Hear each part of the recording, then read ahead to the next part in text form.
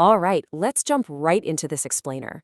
You know, when we spot a red-headed woodpecker out in the wild with those stark black and white wings and that unmistakable brilliant crimson head, it's so easy to just marvel at how beautiful they are. But behind that striking exterior lies a truly unforgiving reality. For a newborn red-headed woodpecker, the forest is not some peaceful little sanctuary. It is a highly competitive, dangerous arena. Today, we're diving deep into the ultimate survival race. From the exact moment a tiny, fragile egg is laid inside a dark tree cavity, a literal ticking clock begins. Exactly 90 days. This 90-day growth cycle is the absolute focal point of their early existence. That is all the time a tiny spark of life has to go from a translucent, highly vulnerable egg to a fully independent survivor. We're talking 90 days of dodging predators, avoiding starvation, enduring harsh weather, and mastering the incredibly steep learning curve of flight and foraging. It's an absolutely remarkable biological timeline, and we're going to break it all down for you. So here is our roadmap for this 90-day survival race. We'll be moving through Section 1, the fortress in the deadwood, then Section 2, blind, naked, and hungry, onto Section 3, the edge of the abyss, Section 4, school of hard knocks, and we'll wrap up with Section 5, the true survivor. Let's kick things off with Section 1, the fortress in the deadwood, covering days 1 to 14. We're starting this journey in late spring, deep within a chamber carved right out of a dead oak tree snag. Now, what's really interesting here is just how rugged their beginning is. If you picture a typical bird's nest, you probably imagine a carefully woven little bowl of soft grass, maybe some leaves, and downy feathers, right? Well, there's no soft grass here for the red-headed woodpecker. Instead, 4 to 5 pearly white, glossy eggs sit directly on a rough bed of raw, loose wood chips at the very bottom of a dark cavity. For 12 to 14 days, both parents take these silent, highly coordinated shifts to keep the eggs warm. The male actually stays huddled inside through the freezing forest air of the dead of night. And they have to remain perfectly quiet, because outside that wooden fortress, you've got flying squirrels, larger birds, and climbing snakes constantly on the prowl for an easy meal. While the parents are carefully avoiding the gaze of passing raccoons and snakes, a tiny miracle is happening over these 2 weeks. Safe inside the shell, the embryo is rapidly absorbing its yolk.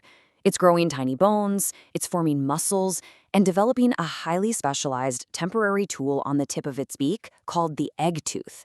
And then, on a warm morning, after 2 solid weeks of silent incubation, the chick uses that little egg tooth to make its very first crack into the outside world. Which brings us right to Section 2, blind, naked, and hungry, spanning days 15 to 30. Emerging from that shell is really just the starting gun for a frantic 15-day period of relentless growth. Welcome to day 1 on the outside. Man, these tiny pink creatures are incredibly vulnerable. They hatch completely featherless, their eyes are entirely sealed shut, so they're totally blind. But perhaps the most dangerous part, they can't even regulate their own body temperature yet. If a chick were left alone in that wooden cavity for even an hour, it would just succumb to the cold and perish. But paired with this extreme fragility is a gargantuan appetite. They're weak, they're shaking, but their beaks are wide open, absolutely demanding to be fed. To satisfy this massive appetite, the parents go on a relentless dawn-to-dusk mission. Now, we usually think of woodpeckers just drilling into tree bark for bugs, right? Well, red-headed woodpeckers are incredibly unique. They actually act as master flycatchers. They swoop straight out of their nests and snatch insects right out of the mid-air sky. Every few minutes, they return to the cavity with a massive payload, juicy beetles, grasshoppers, and caterpillars, shoving these insects deep into the throats of the waiting chicks to fuel this explosive growth cycle. And this perfectly illustrates how fast they adapt. A mere 10 days after hatching, we see a dramatic 3-step transformation.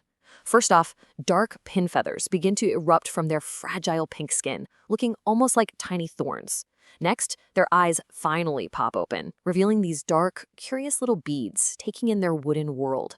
And finally, that naked vulnerability is totally replaced by a thick coat of fuzzy grayish-brown camouflage. Now, they don't have their signature redheads yet. That actually takes nearly a year. Right now, blending into the shadows is their absolute best defense. Moving on to Section 3, the edge of the abyss. Days 31 to 45. As these chicks grow larger and much louder, we enter the absolute most dangerous phase of their young lives. By about day 28, the chicks have basically outgrown the safety of the dark cavity. They're now nestlings, fully feathered in dull brown and white, and they are literally crowding the doorway. And here is the major problem. They are screaming for food. Their constant clamoring begging calls act like a homing beacon. It's a literal dinner bell for the forest. Cooper's hawks are perched on nearby branches with their yellow eyes scanning the trees. Weasels and black rat snakes are actively hunting, drawn directly to the noise. Staying in that nest? It's just no longer a safe option. So, to get them out of this vulnerable nest, the parents have to employ some serious tough love. They literally starve them out. The adult woodpeckers will stand on nearby branches and hold a juicy bug just out of the chick's reach, actively forcing the fledging process. The chicks are hesitant, of course, flapping their wings frantically at the edge of the hole, looking down at this dizzying drop.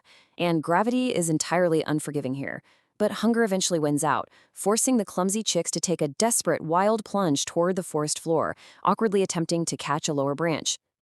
And that leads us to Section 4, School of Hard Knocks, covering days 46 to 75. Fledging might be successful, but taking that leap means they're just graduating into an even tougher classroom out in the open forest.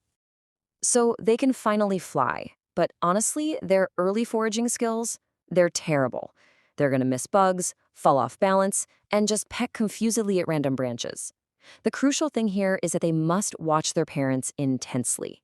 They have to learn the unique secrets of their species if they want to survive. And one of the most fascinating techniques they learn is called anvil feeding. This is a highly specialized behavior where the woodpecker takes an acorn or a hard seed, wedges it tightly into a crevice in the tree bark, basically creating a makeshift anvil, and then uses its powerful beak to hammer it open. It's an incredibly complex skill that takes a lot of time and practice to master. But learning to feed themselves is hard enough. They are also simultaneously running a brutal environmental gauntlet. Not only are they dealing with their own clumsiness, but they also have to learn how to hide their hard-earned food from aggressive thieves like blue jays. Plus, they no longer have that wooden fortress to protect them from the weather. They've got to survive exposure to brutal summer storms, enduring cold rains and high winds while just trying to find a dry leaf to shiver under. And when night falls, the danger spikes all over again as deadly nocturnal owls silently patrol the canopy, easily picking off inexperienced young birds. The reality is, many do not make it through this phase. Finally, we reach Section 5, the true survivor. Days 76 to 90. Against all odds, for those resilient few whose flight becomes sharper and instincts razor sharp, they finally reach the finish line of autumn. As the forest leaves start turning gold and red, the young bird sitting on a sturdy branch looks vastly different than it did just a few weeks ago. The sleek young bird now starts to show its true colors. If you look really closely at their plumage during this time, you'll see the first brilliant crimson feathers just starting to peek through the dull brown on its head. It's a stunning visual transformation, perfectly described in our source material as resembling a drop of fresh blood against the autumn backdrop. Let's take a quick look back at this incredible ticking clock. We've traced this 90-day growth cycle starting from day 1, when a helpless embryo begins incubation. By day 15, they hatch completely blind and naked. Just a couple of weeks later, at day 31, they take that terrifying leap of faith right out of the nest. They endure a month of the School of Hard Knocks, battling storms and dodging owls. And now, at day 90, they've completely transformed into a fierce, independent force of nature. The parents have totally stopped feeding them. Their job is definitively done. At day 90, the crimson phantom has officially conquered the gauntlet. This bird is now ready to defend its very own territory and brave the upcoming winter completely alone. It's going to rely on those anvil feeding skills we talked about to store its own winter stash of nuts. And by the time the forest thaws next spring, its head will shine with the complete, brilliant crimson of a fully mature adult. We've seen exactly what it takes to survive this incredibly compressed timeline. Considering the snakes climbing the snags, the violent summer storms, the nocturnal owls, and that terrifying clumsy leap of faith, I want to leave you with this thought. Out of every single clutch of eggs laid in those dark wooden cavities, how many actually beat the odds? How many actually survive to become this striking master of the forest? It definitely makes you appreciate that flash of crimson in the trees just a little bit more, doesn't it? Thank you so much for joining me for this explainer, and I hope it changes the way you look at the sheer resilience of nature.